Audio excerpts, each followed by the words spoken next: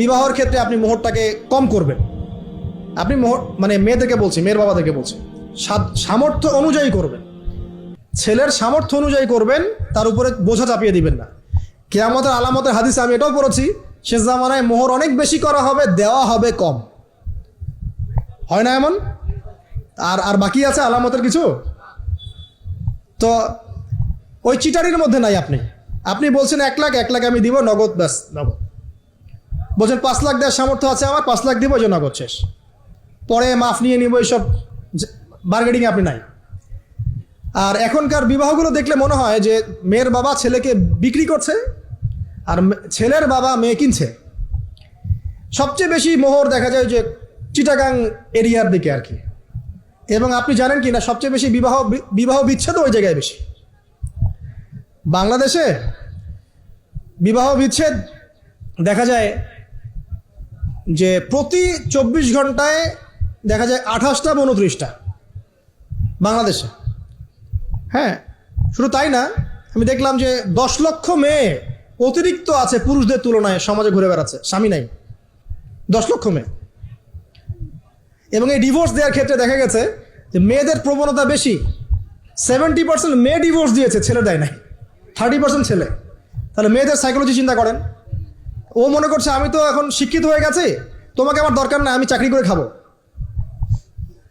খুব বেশি শিক্ষিত দরকার নাই আপনার, দিনী শিক্ষা আছে কিনা ওটা দেখবেন। ফ্যামিলিস্ট মেয়েদেরকে নেওয়ার দরকার নাই, আপনি নেবেন ইসলামিক অনুশাসনে চলে এমন মেয়ে। এরপর যখন পরিবার স্টার্ট হবে, আল্লাহর কাছে বরকত চাবেন, বিয়েটা সহজ করে নেবেন। যে বিয়েতে খরচ যত কম, সে বিয়েতে আল্লাহর বরকত তত বেশি। হাদিস। অলিমা হবে, মাশাআল্লাহ, আপনার বিবাহিত জীবন মোবারক হোক, দোয়া করি। এরপরে দেখবেন উভয়ের মাঝখানে আল্লাহ পাক আপনাদের মাঝখানে ভালোবাসা ঢালবেন ইনশাআল্লাহ।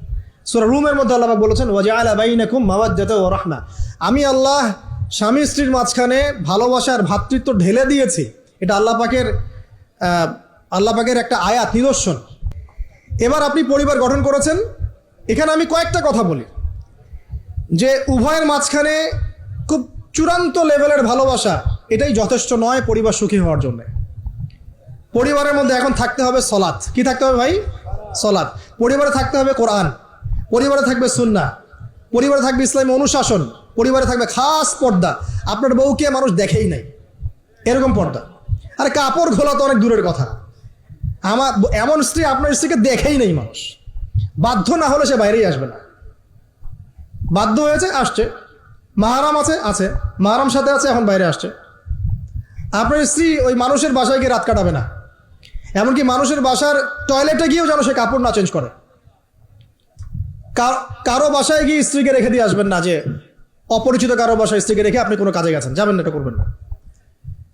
আপনার কাছে মনে করেন একটা কোহিনূর হীরা আছে, মনে করেন যেটার মূল্য ধরেন যে লক্ষ কোটি ডলার, এটা আপনি কি যত্রতত্র ইউজ করবেন, নাকি আপনি খুব যত্ন করে আপনার ভিতরে আগলে রাখবেন? কোনটা? ইসলাম এভাবে নারীকে সম্মানিত করেছে যে তারা আমাদের কাছে এত বেশি প্রেশিয়াস যে আমরা এভাবে যত্ন করে ওদেরকে ঢেকে রাখি। কথা কি বুঝতে পারছেন? আর তোমাদের কাছে মেয়েদের দাম নাই, তোমরা ল্যাংটা হয়ে ঘুরো, তোমাদের কে বাধা দিয়েছে? ঘুরছেও তো তাই। আর নগ্নতা বলতে আপনি কি মনে করছেন? খালি কি বিকিনি সংস্কৃতি নগ্নতা? নিসাউন কাসিয়াতুন আরিয়াও তো নগ্নতা, যে নারী পোশাক পরেও নগ্ন হয়ে আছে, এটাও তো নগ্নতা। আর নবীজি বলেছেন যে আরবদের ধ্বংস, লা ইলাহা ইল্লাল্লাহ, আল্লাহ ছাড়া কোনো ইলাহ নাই। কি ভয়ঙ্কর আযাব আসছে। তার স্ত্রী জাইনাব বিনতে জাহাশ তিনি বলছেন, ইয়া রাসূলুল্লাহ আনুহলিক ওয়া ফিনা সালিহিন, আমাদের মধ্যে সলেহ সৎ মানুষ থাকা সত্ত্বেও কি আমরা ধ্বংস হয়ে যাব? নবীজি বলছেন নাম, হ্যাঁ। ইযা কাসরাতুল খাবাস, যখন অশ্লীলতা, বেহায়াপনা, নগ্নতা ছড়িয়ে পড়বে, তখন ভালো মন্দ সব ধুয়ে ধ্বংস হয়ে যাবে। এই কারণে নিজে খুব ভালো আছি, ওরা খারাপ, ওদেরকে কিছু বলার দরকার নাই বলে ভালো হয়ে থাকার সুযোগ নাই। ওগুলো যত ছড়াবে, ভালো আলেম জালেম সব ধ্বংস হয়ে যাবে। আল্লাহ বোঝার তৌফিক দান করুন। এবার আপনি আপনার স্ত্রীর সাথে এভাবে হৃদ্যতা মহব্বতের সম্পর্ক রাখবেন আল্লাহর জন্যে। পরিবারের সবার পিছনে আপনি খরচ করবেন, তাদের হক দিবেন। কার জন্যে? পরিবার বর্গের কারো কাছে কিছু পাওয়ার আশায় না। এই ফিলোসফিটা বোঝেন। পরিবারের কারো কাছে থ্যাঙ্কস পাওয়ার আশায়ও না। আপনি আল্লাহর সন্তুষ্টির জন্য ওদের পিছনে খরচ করবেন, ওদেরকে ভালোবাসবেন, ওদের হক আদায় করবেন। কার জন্যে? আল্লাহর জন্য। এবং এর জন্য আপনি নেকি পাবেন ইনশাআল্লাহ। আর যদি আপনি তাদের কাছে কিছু আশা করতে যান, মনে মনে বেশি এক্সপেকটেশন রাখেন, তখন আপনি কি হবেন জানেন? আপনি পদে পদে কষ্ট পাবেন, পদে পদে কষ্ট পাবেন। দেখে নিয়েন, শুধু আল্লাহর হয়ে যান, মানে আল্লাহই আপনার আপন, আল্লাহ ছাড়া আপনি কাউরে চেনেন না। আল্লাহ পাক বলেছেন এগুলো করতে, আমি করি।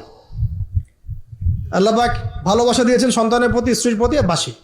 কিন্তু এটা এত অধিক মাত্রায় নয় যে তার কারণে আল্লাহকে ছেড়ে দিব, বা স্ত্রী সন্তান যদি আল্লাহর পথে চলার ক্ষেত্রে বাধা দেয়, আল্লাহকে ছাড়তে পারবো না, প্রয়োজন ওদেরকে ছাড়তে পারবো, এরকম থাকবে বিষয়টা। ঠিক আছে? আরেকটা কথা বলি, শুধু ভালোবাসাই আদর্শ দাম্পত্যের জন্য যথেষ্ট নয়। এখানে প্রয়োজন হচ্ছে একে অপরের প্রতি সম্মানবোধ থাকতে হবে, একে অপরের প্রতি বিশ্বাস থাকতে হবে। বিশ্বাস না থাকলে ওই পরিবারে শান্তি থাকে না।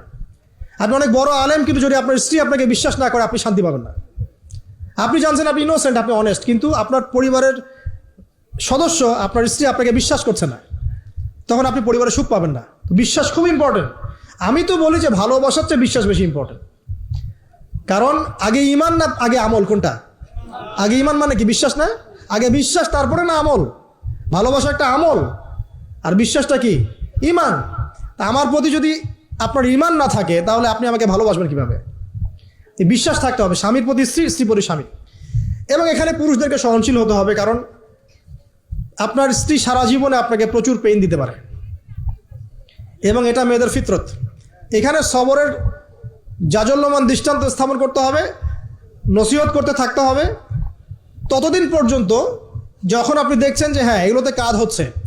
যদি করতে করতে করতে করতে কাজ না হয়, দেখা যায় এই ফিতনায় জর্জরিত থেকে আপনার দিনের পথে চলাটা ব্যাহত হচ্ছে, তখন আপনার উচিত হবে আসহাবুল কাহাফের মতো চিন্তা করা। ইশারা দিলাম, যথেষ্ট। পরিবারে পর্দা থাকবে, সন্তান হবে, এখন আলহামদুলিল্লাহ সন্তানদেরকে প্রতিপালন করবেন ওই যে মা হাজেরা তার মতো, ওই যে আপনার কি বলবো, রাসূলুল্লাহ সাল্লাল্লাহু আলাইহি ওয়াসাল্লামের সাহাবায়ে কেরাম তাদের মতো করে। এমনকি আমাদের নবীজিকে তার চাচা, তার দাদারা যেভাবে লালন পালন করেছেন ভালোবাসা দিয়ে, হৃদ্যতা দিয়ে, এভাবে সন্তানকে ভালোবাসবেন, সন্তানের কথাগুলো শুনবেন, বাচ্চাদেরকে মূল্যায়ন করবেন, বাচ্চারা কি খাবার খাচ্ছে খুব ভালো করে খেয়াল রাখবেন, বাচ্চা নেওয়ার সময় বা বাচ্চা নেওয়ার চেষ্টা করার সময় দোয়া পড়বেন, এবং সবসময় সেজদায় নামাজে দোয়া করবেন পরিবারের জন্য, বাচ্চাদের জন্য, যে আল্লাহ আমার পরিবারের উপর শান্তি দাও, বাচ্চাদেরকে ভালো মানুষ বানাও। রব্বানা হাব লানা মিন আজওয়াজিনা ওয়া যুররিয়াতিনা কুররাতা আয়ুন ওয়াজআলনা লিল মুত্তাকিনা ইমামা। এই দোয়া বেশি বেশি করবেন, রব্বি হাবলি মিনাস সালিহিন বেশি বেশি করবেন। আপনার একটা নেক সন্তান আগামীতে এই উম্মতের দায়িত্ব নিতে পারবে ইনশাআল্লাহ। হাজার হাজার গবাদি পশুর দরকার আছে? একটা ইব্রাহিম, একটা ওমর, একটা খালিদ বিন ওয়ালিদ আপনি জন্ম দিয়ে দেখান, ওই একজনই যথেষ্ট ইনশাআল্লাহ তাআলা। পারবেন না ইনশাআল্লাহ? সন্তানের কথা শুনতে হবে। প্যারেন্টিংস একটা বই আছে, বাজারে পাওয়া যায়, কিনে নেন।